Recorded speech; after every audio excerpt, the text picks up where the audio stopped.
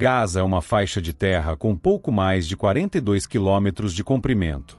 Um estreito corredor de areia à beira do Mediterrâneo. Vista de cima, parece insignificante, um traço no mapa entre o Egito e Israel.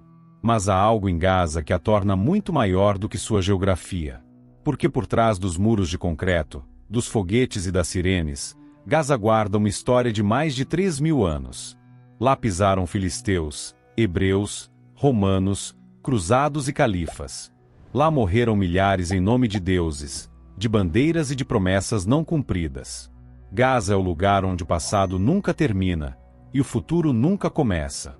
Enquanto o mundo olha para a Ucrânia, para Taiwan ou para o petróleo, Gaza continua sangrando, silenciosamente.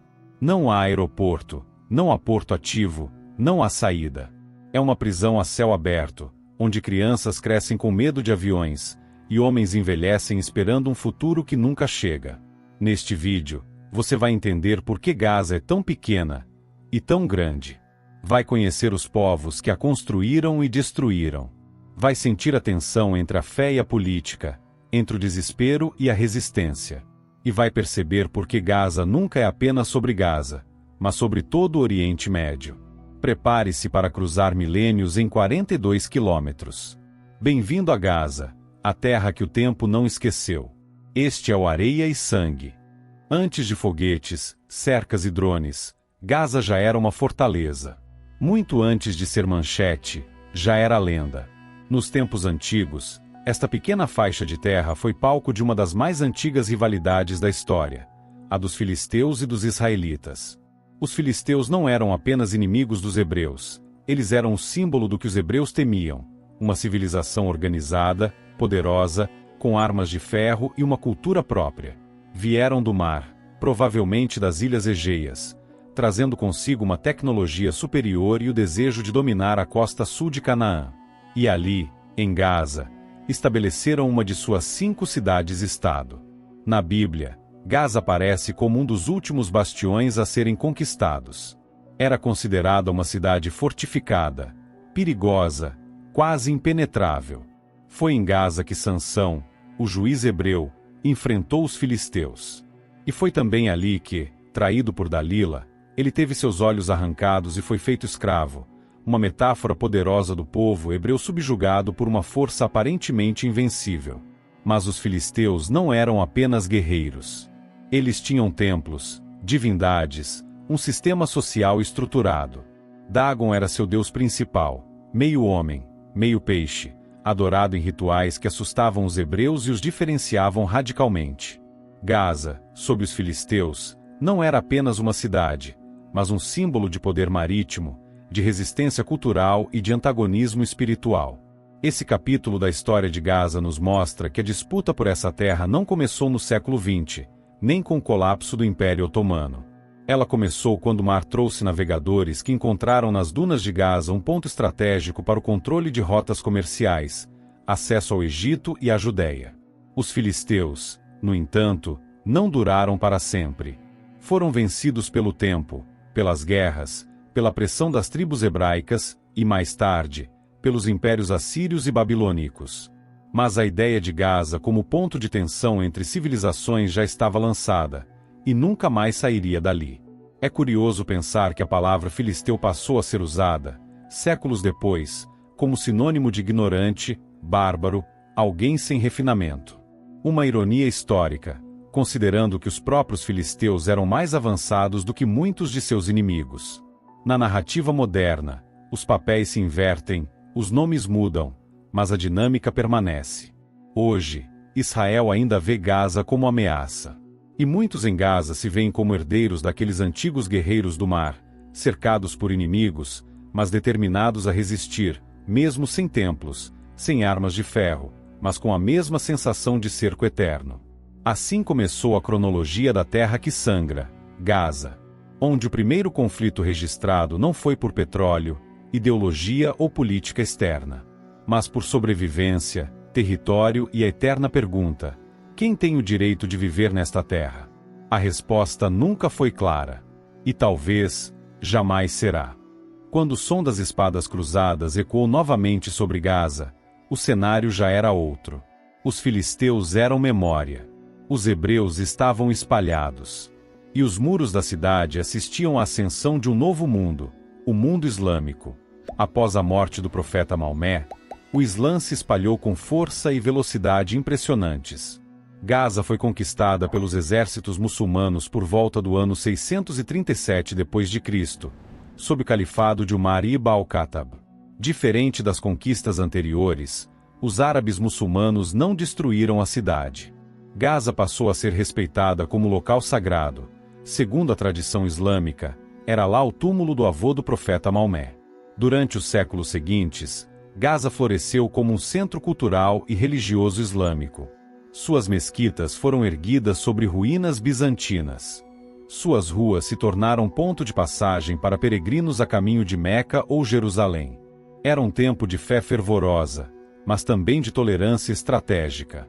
Mas o século XI traria uma nova tempestade, as Cruzadas. Para os cruzados cristãos, Gaza era um obstáculo, e ao mesmo tempo, um prêmio. Estava estrategicamente posicionada entre Jerusalém e o Egito. E embora não fosse considerada sagrada para os cristãos, tomá-la significava abrir caminho para campanhas maiores. Gaza foi invadida, saqueada, disputada. Os cruzados construíram fortificações. Os muçulmanos, sob Saladino, contra-atacaram com fúria. Em 1187, após a vitória muçulmana na Batalha de Hattin, Gaza voltou ao controle islâmico. Mas a cidade já estava marcada por séculos de transições violentas, ora reverenciada, ora mutilada. Ainda assim, é nesse período que Gaza consolida sua identidade como terra de fronteira. Uma faixa onde o sagrado e o bélico convivem. Onde mesquitas são construídas sobre fortalezas cruzadas, e fortalezas sobre santuários antigos. Durante o domínio mameluco e depois otomano, Gaza manteve-se como um centro regional importante. Não era uma capital, mas era um ponto de controle, de comércio, de peregrinação, de passagem de tropas. E, sobretudo, de resistência. É curioso notar como Gaza, mesmo quando não era foco principal de impérios, nunca deixou de estar no caminho de algo maior. Sempre entre um império e outro. Entre um exército e outro. Entre um Deus e outro. O Islã medieval enxergava Gaza como um elo espiritual. Ali estavam não apenas a tradição profética, mas também uma porta de acesso ao Egito e ao Maghrebe. Era uma terra de estudiosos, de juízes, de comerciantes que levavam o Corão sob o braço e a espada no cinto. E mesmo com a ameaça constante dos cruzados, dos mongóis e dos traidores internos, Gaza permaneceu, mudando de mãos, mas nunca desaparecendo. Como se cada pedra ali soubesse que seu destino era resistir, mesmo quando não havia ninguém para celebrá-la. Essa época nos mostra que Gaza não é apenas conflito, é também símbolo. Para o Islã, ela era parte da Dar al-Islã, a casa do Islã. Para os cristãos, uma muralha a ser quebrada. Para ambos, algo a ser temido e desejado. E assim, o solo que já tinha sido de filisteus e hebreus passou a carregar mais uma camada de sangue, agora em nome da cruz e do crescente. Gaza se tornou o espelho onde o Ocidente e o Oriente se olhavam e não se reconheciam. O século XX trouxe consigo o colapso de impérios e o nascimento de nações. Mas em nenhum outro lugar do mundo as fronteiras foram desenhadas com tanta pressa e tão pouca justiça quanto na Palestina. E Gaza, mais uma vez, seria empurrada para o centro de um novo redemoinho. Em 1947, após décadas de domínio britânico e tensões crescentes entre árabes e judeus, a ONU propôs a famosa Partilha da Palestina. Um plano que, no papel, parecia equilibrado: 2 estados, um judeu e um árabe, dividindo a terra entre o Rio Jordão e o Mar Mediterrâneo. Mas como dividir um lar onde ambos se consideravam únicos herdeiros? Jerusalém seria internacionalizada. Os judeus receberiam as áreas mais férteis e organizadas. Aos palestinos, sobraria um território fragmentado, desconectado e Gaza. Com a fundação do Estado de Israel em 1948, veio a Primeira Guerra Árabe-Israelense. E com ela, o Êxodo. Centenas de milhares de palestinos fugiram, ou foram expulsos, de suas vilas, suas cidades, suas casas. Muitos encontraram refúgio em Gaza. Mas Gaza não era um lar.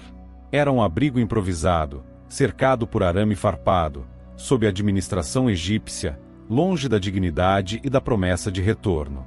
O que antes era uma cidade costeira se transformou num campo de refugiados.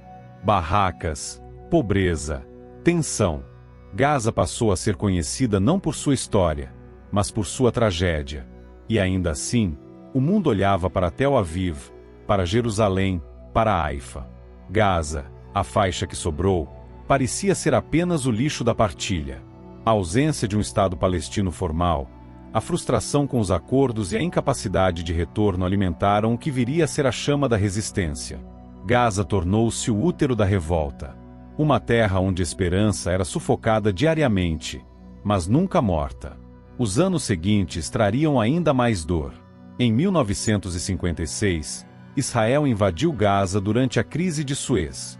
Em 1967, após a Guerra dos 6 Dias, Gaza foi ocupada por Israel. Os campos de refugiados já pareciam cidades, mas sem cidadania, sem direitos, sem futuro. Era uma existência suspensa. Nem Egito, nem Israel, nem Palestina. Gaza era um entrelugar. Um território órfão de Estado, de soberania e de perspectiva. E, no entanto, ali cresciam crianças. Ali surgiam escolas. Ali nasciam os primeiros grupos armados palestinos. Porque se o mundo queria que Gaza fosse apenas silêncio, a história já havia decidido que ela seria grito. Os mapas da ONU podem ter desenhado linhas com régua e tinta. Mas Gaza sempre foi desenhada com sangue. A partilha da Palestina não criou apenas dois povos em conflito. Criou uma terra que, por não ser desejada por ninguém, foi herdada por todos os desesperados. Essa é a ironia cruel de Gaza. Tudo que lhe foi negado a transformou no centro. Não há paz em Jerusalém sem justiça em Gaza.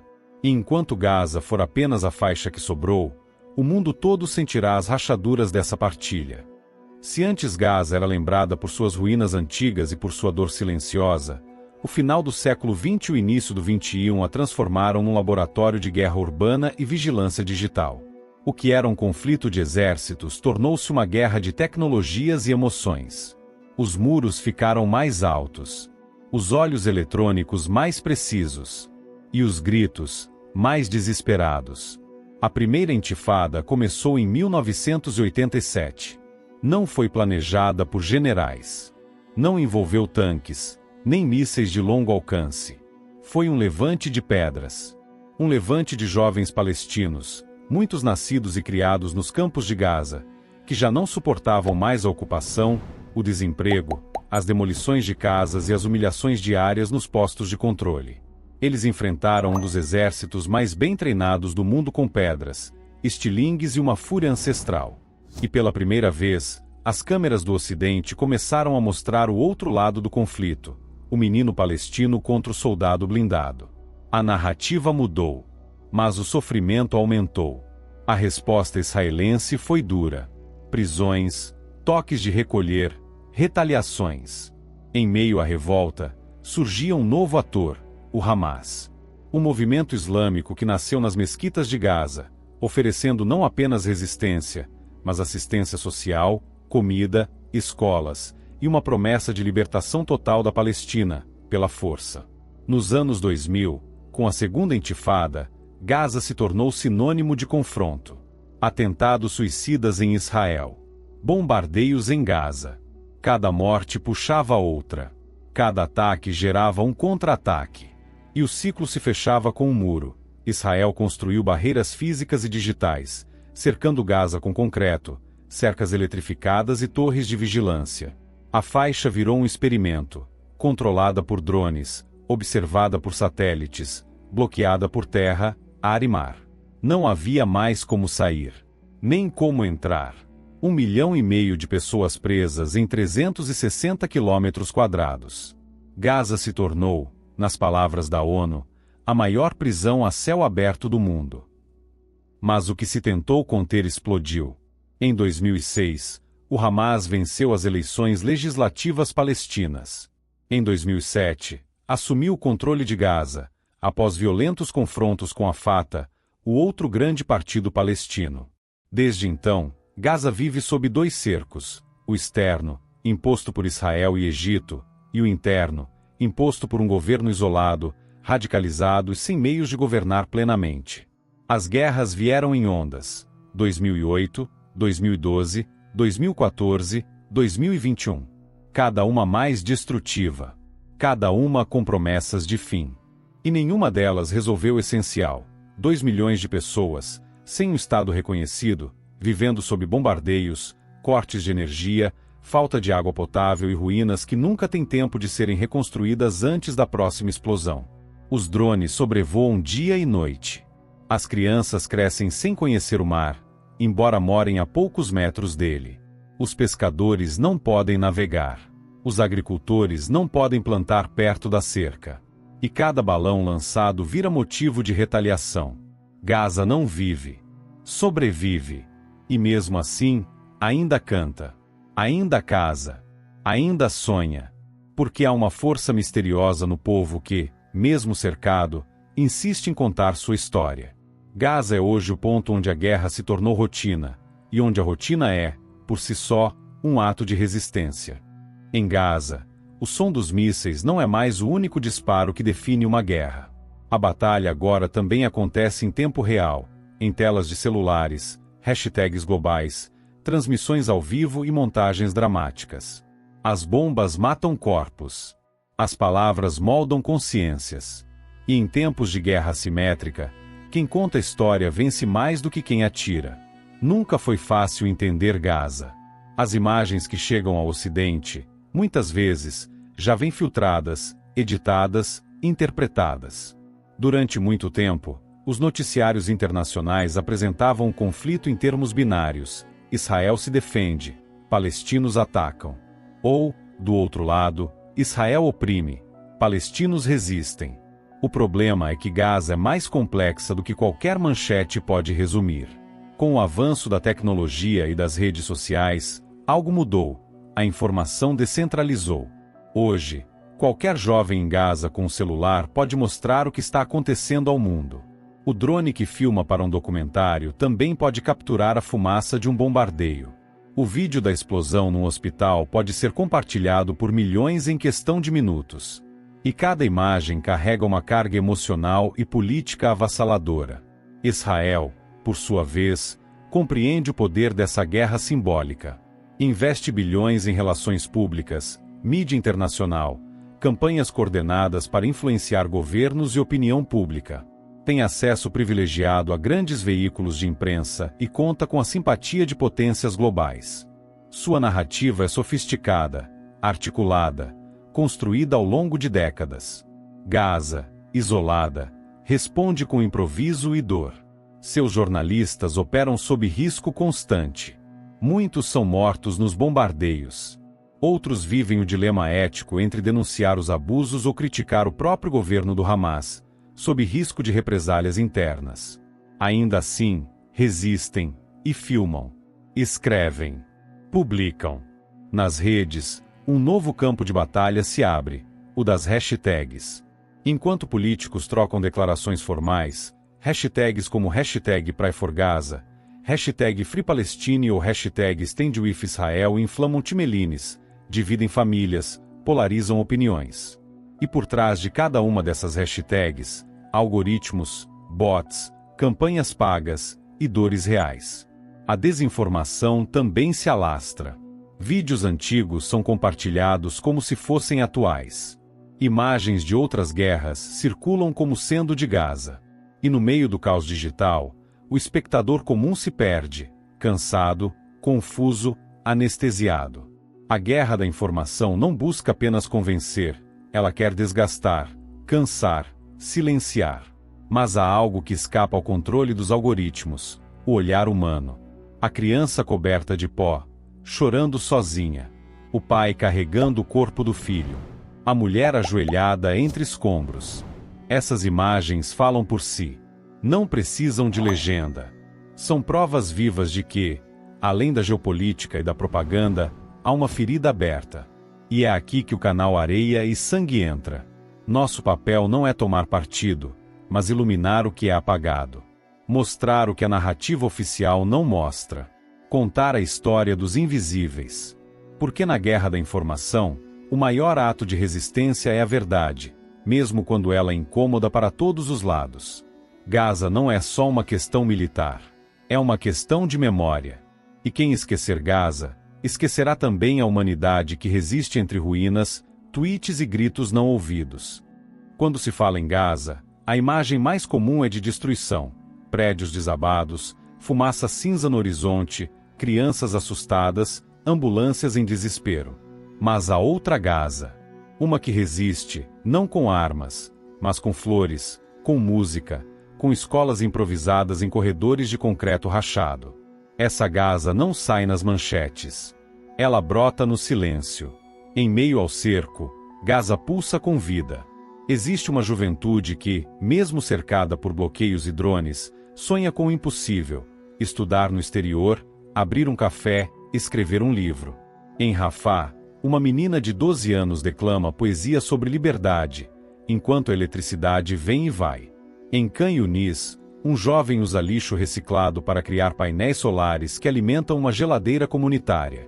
Pequenos gestos que, em qualquer outro lugar, seriam triviais, mas em Gaza, são revoluções.